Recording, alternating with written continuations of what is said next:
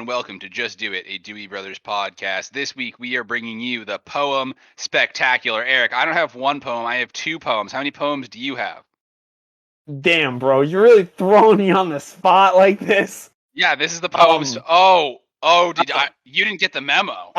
No, you did not inform me. Okay, so it's Oh, the poem memo, but you know what I'm really I'm good at? sorry. I'm good at I said that haikus. one. Okay. Alex, I will come up with a haiku Yeah. on the spot. I know how All to right. count, and I know syllables with the best of them, all right? Okay.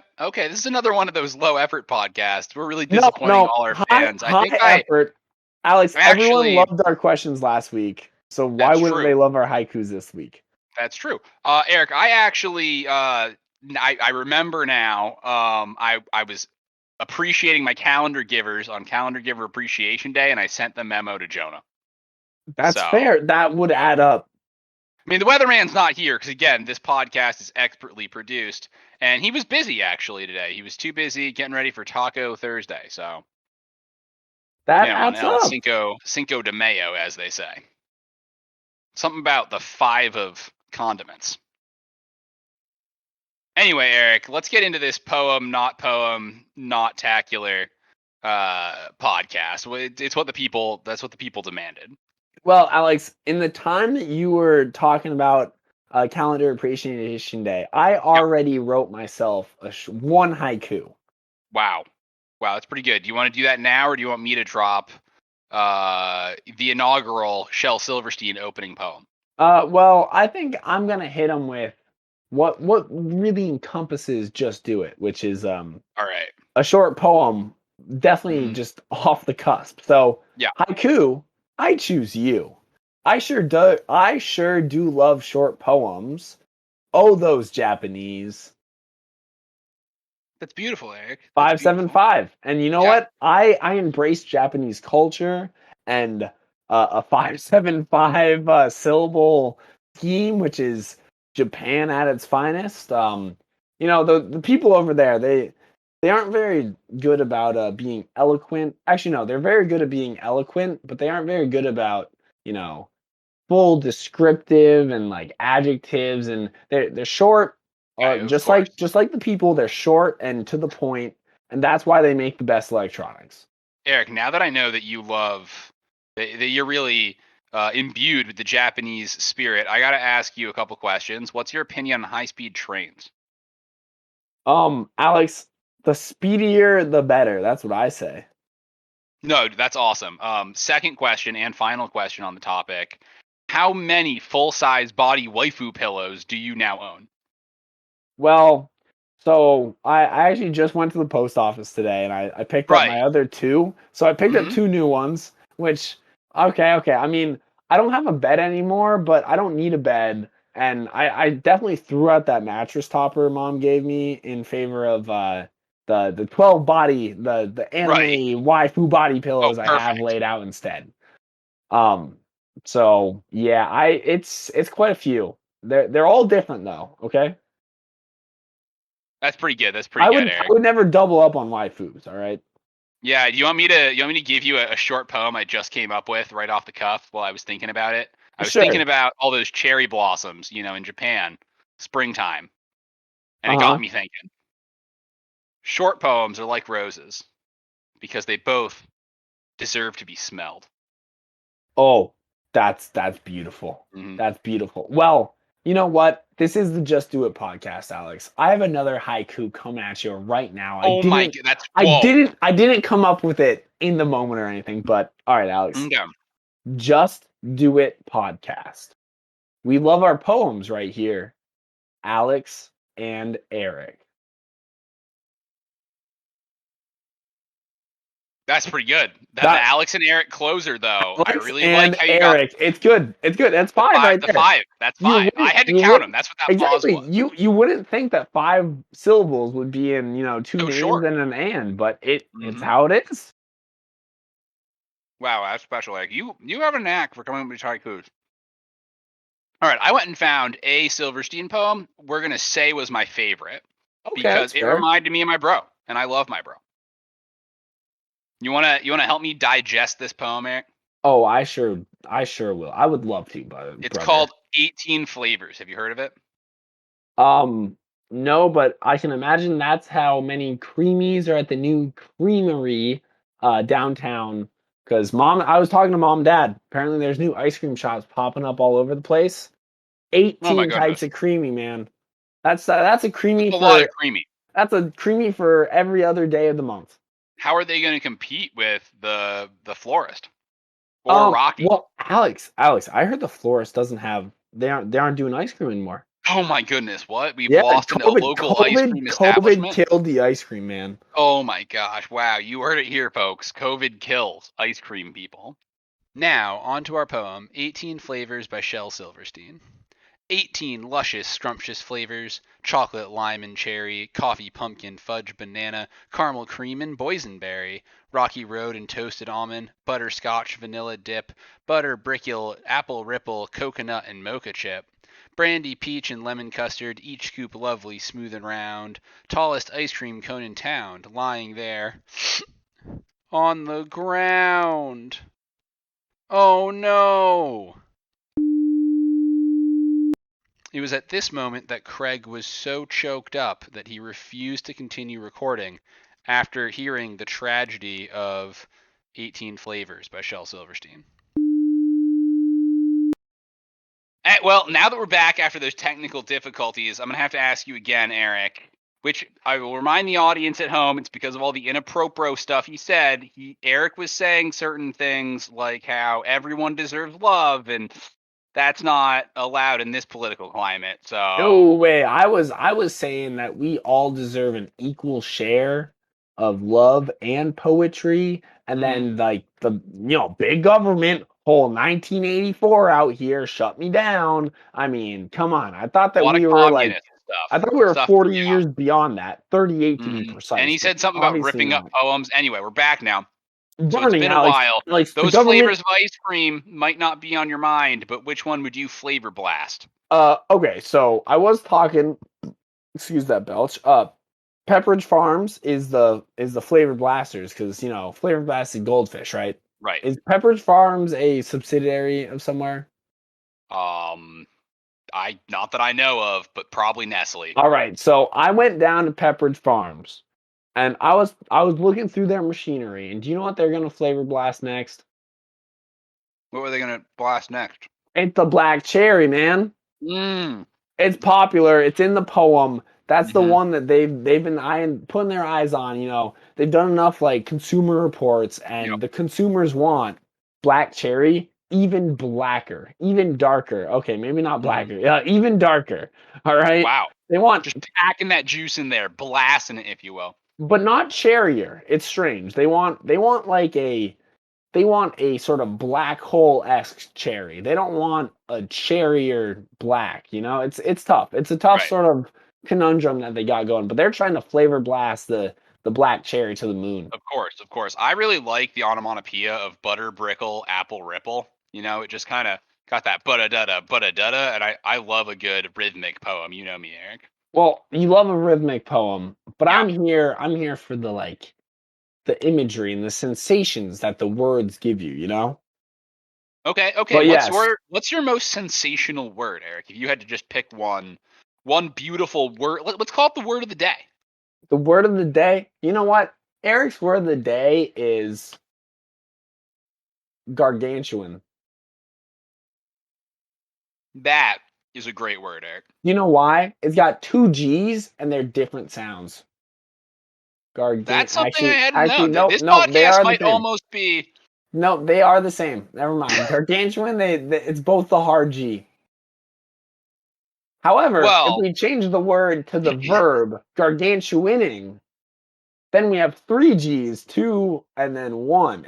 So the word of the day is gargantuaning. It's gargantuan. the verb of turning something from a normal size to a gargantuan size. I So thought it's that like was gargantuanizing. no, it's gargantuaning. Okay. Gargantuaning. So also the ends. There's two ends in there, gargantuan and gargantuaning. Slightly different ends as well. I mean, that it has a lot of good mouth sounds, gargantuan. It You does. know, It it really really. rolls. It rolls off the lower esophagus, if you will, because it's just the word Yeah, vomit. it starts out in the front of the mouth, right? Which is why you think it has two different G's. That gar, and then it Gargantuan. goes back into the throat. Gantuan. It's gargantuaning is good. And then it resonates. It has that tonal mouth box resonation of the inning, the tinniness, which is a nice addition to an already decent word, gargantuan. Of course, Eric, I'm gonna have to ask you to use the word of the day, gargantuaning, in a sentence. So I was busy out here gargantuaning mountains out of Mm-hmm. molehills with my gargantuaning ray, which of course created a literal mountain out of the molehill. However, I Oh, didn't. Eric, slight problem with your sentence there. No one has ever. The gargantuaning ray is antiquated. If you want to make a mountain out of a molehill, you have to borrow Dr. Doofenshmirtz's mountain out of a molehillinator. Oh, you're right. You're right. All right, I'll use a different sentence then. That's fair. That's fair. Um, That's just giving bad advice to the audience. that's fair. The rain today caused the standard puddle because of our improper drainage that um, Mr. DeWitt never he wasn't there to create the proper infrastructure to drain the puddle. That's the This is a year-round long puddle. sentence, but I'm following you. I know, I know. I got to Well, put it's in the got some right like thing. commas, sentence fragments in there. I see where you're going. So, like I said, the puddle, which was not properly uh, designed to drain because certain civil engineers did not work on the project, such as certain DeWitts, Right, it's or no Little League field, is what you're saying. put in the proper irrigation techniques. Yeah. The rain caused this puddle to gargantuan, and in fact, the puddle has been gargantuaning ever since the rain started 2 days ago. No, that's beautiful, Eric. That's beautiful. But I mean, obviously, we would never have this problem, and puddles would not gargantuan, or they would not be gargantuaning if certain engineers that knew what they were doing would come in and sort of fix the problem. Yeah, that's true. That's true. Eric, do you think we could do some sort of off the cuff freeform poetry here? I don't think we need to because I have another poem right here, Alex. All right, blast me with it, Eric. I hope it involves the word gargantuaning. Maybe not yet, but Okay. Alex, I sure do love poems. I love them as much as podcasting. My bro and I are the best, a cut above the rest. We answer the questions, we spit the bars. Nothing us brothers can't do. Honestly, we're off to the moon with our sweet, sweet poems. Here at Dewey Brothers Podcast Incorporated, our profits are gargantuaning. We don't know what to do with all these dew bucks. People say it's infatuating, but we keep telling them they're misspelling inflation. We just keep printing off dew bucks to pay our debts. I'm sure that this won't end up wet without a roof over our head from all of our poor discretionary spending.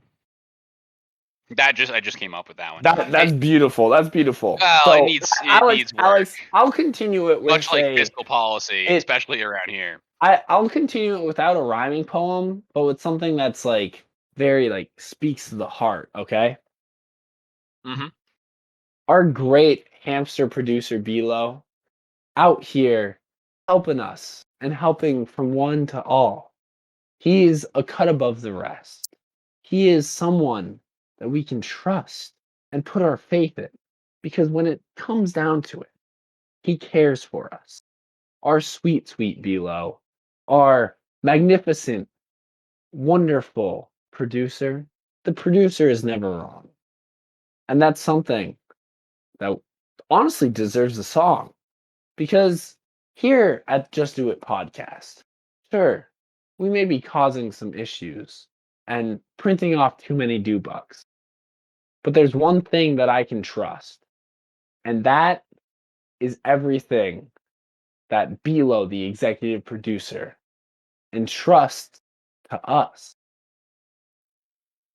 See, Eric, this is that hamster love that I told you we couldn't put on the air that got us kicked off earlier. Oh yeah, earlier in the show. Yeah. Beautiful poem. No, Touch it. It might have. Yeah. I can see his little beady eyes and his cheeks just his speed. massive balls. Oh yeah. Don't he has forget to those. haze us with those because that's how he maintains his strong executive producer action. It's how he knows. It's how he shows he's the alpha producer in our partnership. All right, Eric. I think it's time we wrap this poem spectacular up and thank all of our sponsors. Which is why I just got a sponsor deal while we were working on this podcast. I found a sponsor deal for this new beverage, and it comes in poem form. I like to hear that. Yeah, so this is a little poem I wrote called Trail Runner. You ready? I'm ready.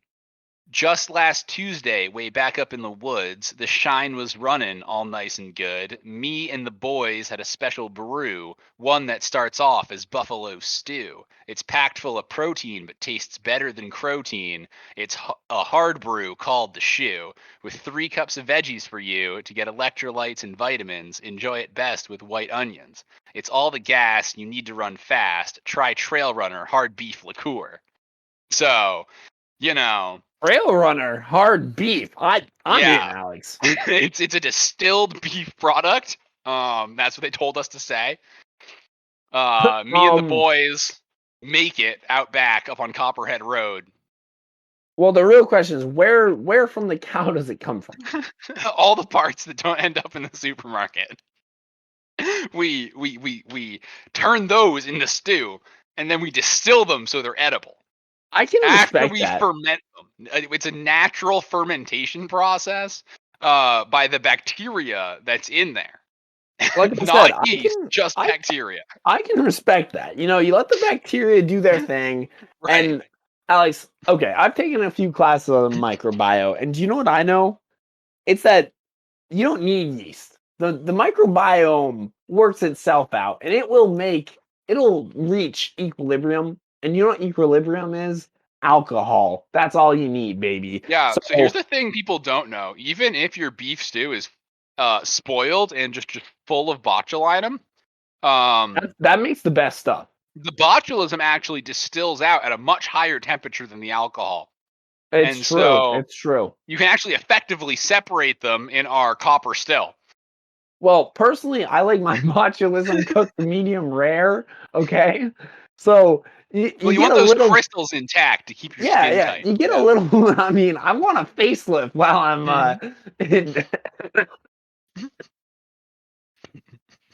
The only Botox in a bottle.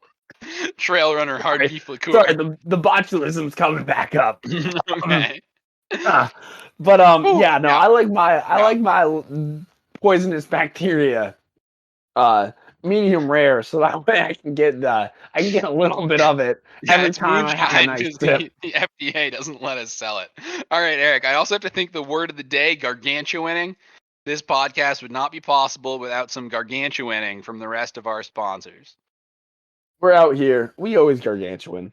Yep. Let's see, what else is there? Not much to say other than homegrown hops. They're sprouting, Alex. It's the homegrown hop season. They're starting to pop up. They're popping up even in the way up north up here. They're popping up and they're ready to catch onto the vine and go crazy, baby. This podcast, as always, every week, is brought to you by Big Rose. Stay classy. Keep talking about poems, and then get unclassy later by drinking Big Rose. I mean, as long as they aren't selling to minors again, and by minors I mean 12-year-olds. Are they still marketing towards 12-year-olds, Alex? No, they shifted that. They did an incredible pivot from 12-year-old miners to coal miners. They thought that coal mining was an industry that's here to stay. It's the future is coal mining, and so they've pivoted to selling alcoholic drinks to coal miners. I can't blame them, Alex. Miners... every bottle comes with, in the bottom of the bottle, a gas filter for your coal mining gas mask. Alex, I mean, you got to keep the soot out somehow, and you might as well do it with Big Rose sponsored filters. Exactly. It lets the wine in, but your normal breath out, and also Right. like it lets the wine in, but no coal in. You got to get those big rosé menthols. Am I right? I mean, come on. When you're breathing in some nice, cool, minty, fresh, big rosé, nothing beats it. Yeah, exactly. Oh man. All right, we got to end this poemtacular. This was Just Do It, the Dewey Brothers, season 6 or something. Poemtacular. One of these days we'll write a real podcast. All right. I've been Alex. I'm Eric, and I have another poem. Whoa. Do it. All right. Screw you, Craig. I'm done trying to beg. You're pretty worthless. And honestly, you make me just want to be here less. That's right. I rhymed less with less. And I don't care. Because all you do is tangle my hair. Craig, your technical difficulties are enough to make me want to swim through the seas with sharks and rays and whatnot. Honestly, I wish I was just covered in snot. You disgust me, and anyone can see that you are terrible at your job. So come on, Craig, go home and stop being a dirty, worthless snob. Hey, Craig. Just wanted to let you know, even though you are meek, please come back next week. We do need you to record this podcast. That's it for the pod. I'm Alex. That's I'm Eric. For the love of God, man. I think you gotta send it.